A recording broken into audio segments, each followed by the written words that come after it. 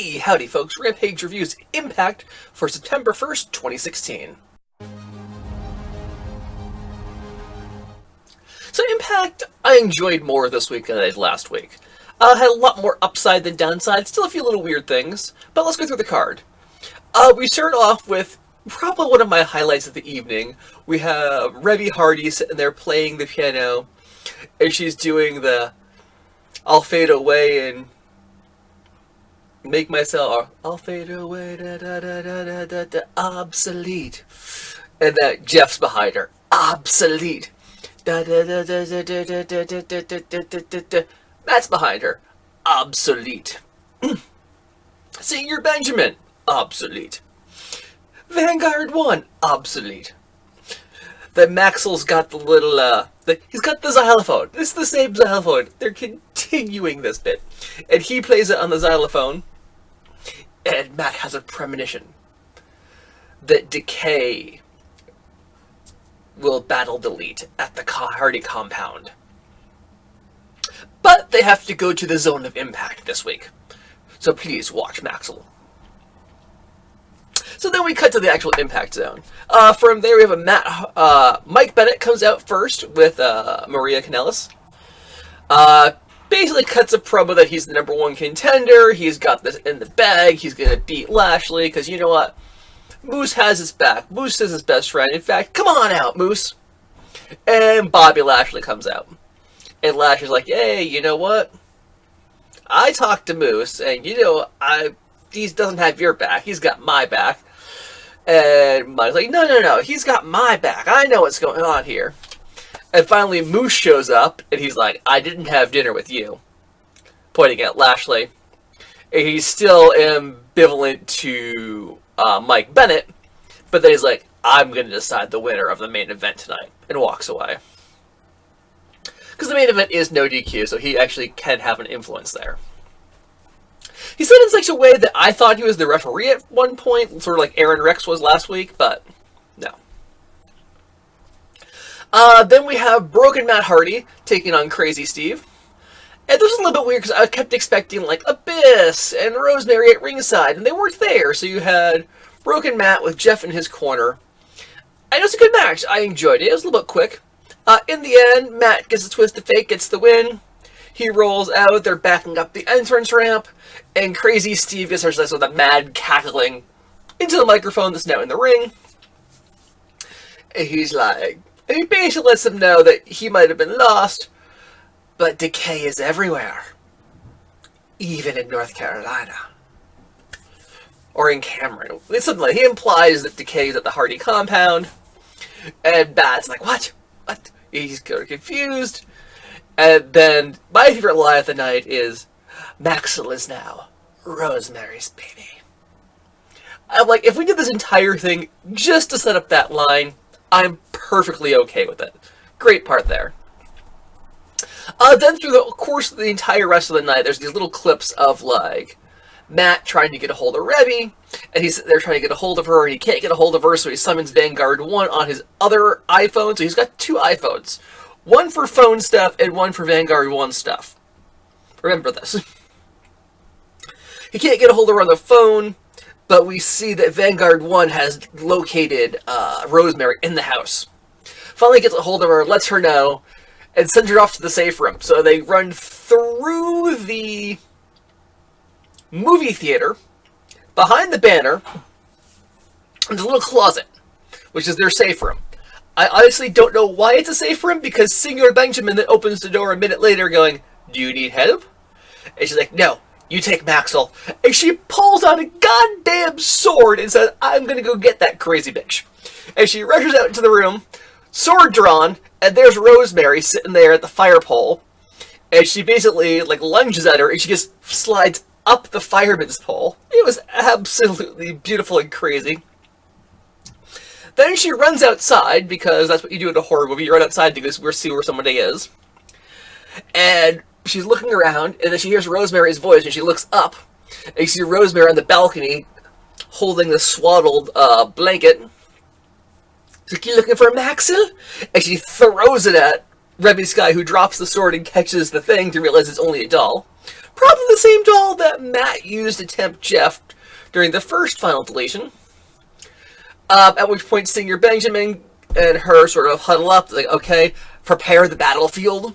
And then we get this crazy shot of all these sort of tombstones, and they've got the weird Hardy emblems and Decay emblems on them. Crazy shots of people in the dark, the big flaming Hardy symbol on the ground. It's going to be insane. And it's next week.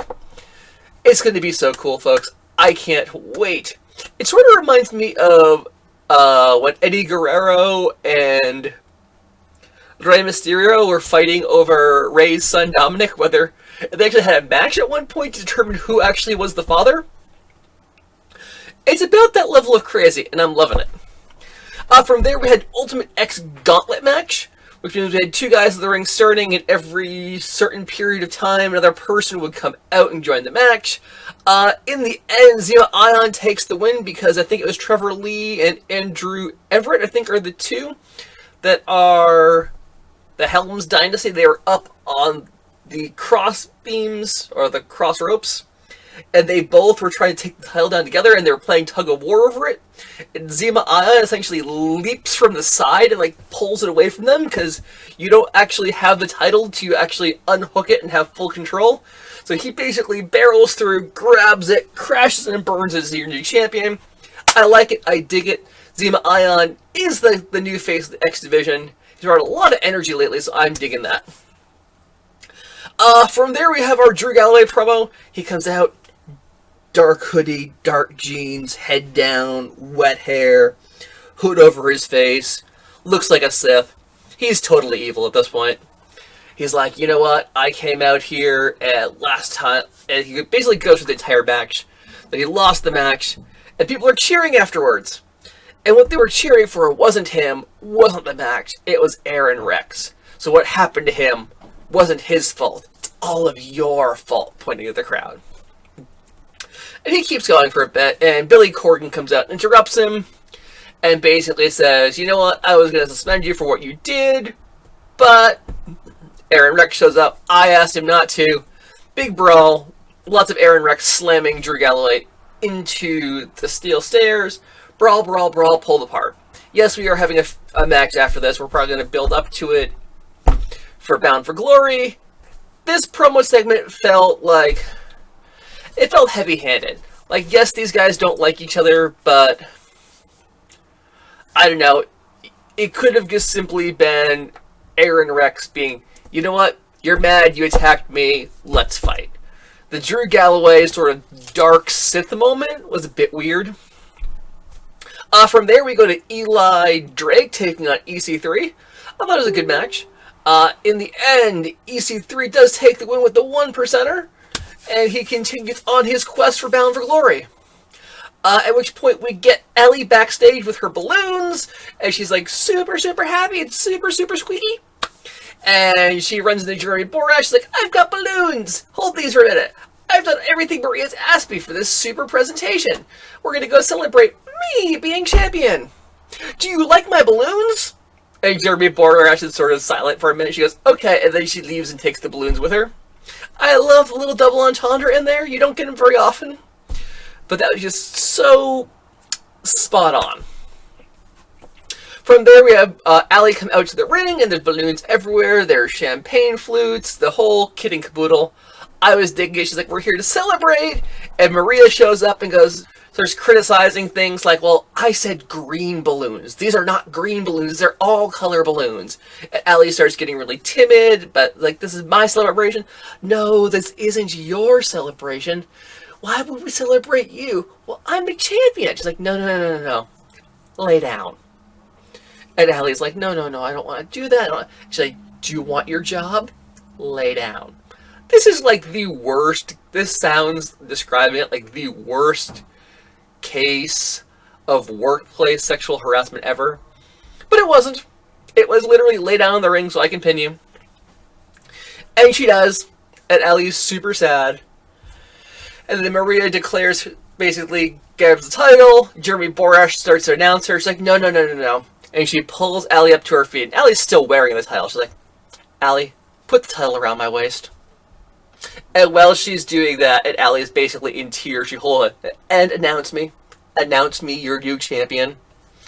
It was so dark, so twisted, so amazing and well done. I was super thrilled by it. And then last but not least, we have Lashley taking on Mike Bennett for the TNA title. This was because Mike Bennett won the Battle Royal last week. This is a good back and forth match. I enjoyed it. It's a lot of Lashley is the unstoppable machine. It is Mike Bennett taking a lot of bumps for him. Maria getting involved. She at one point comes in, hits him from behind with her arm brace because she had a broken arm. Then shortly thereafter, she takes the title, and I think she took the women's title, or maybe it was the actual world title, and smacked Lashley in the head with it outside the ring, and Bennett almost got the near fall off that. At one point, Lashley goes for the spear, and she grabs his foot. I'm like, she is fearless. I love it. I hate that she took the title from Allie, because I loved Allie with the title. But my God, Maria plays that role so well. In the end, Mike Bennett hollers at Moose outside the ring, basically like, give me the pipe, because he's been carrying the pipe. And Moose is reluctant, and he reaches it up to him and then pulls it away and just backs up. And you've got Mike Bennett, what? What are you doing? Come on, give it to me.